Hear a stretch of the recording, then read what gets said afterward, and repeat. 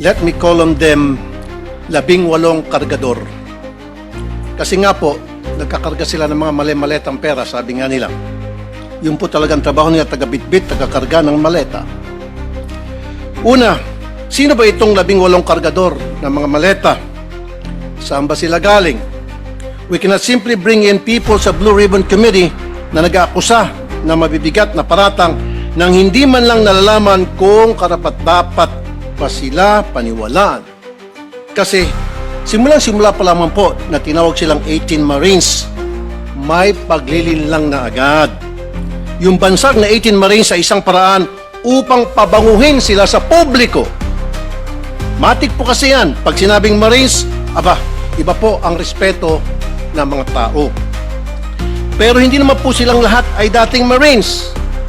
At mahigit kalahati sa kanila ay discharged without honors or dishonorably discharged from service for various offenses. Ibig sabihin, palpak sila. Tulad ng pagiging AWOL o absent without leave. Why is this information very important?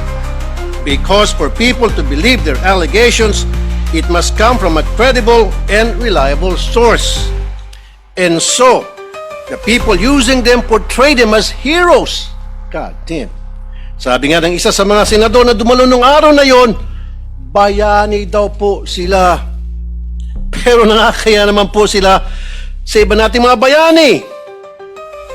Na itong 18 kargador na ilang taon nagtrabaho kay Saldico, may 7 years at 9 years at nagbitbit daw, sabi nila, ng sangkatutak ng maleta ng pera.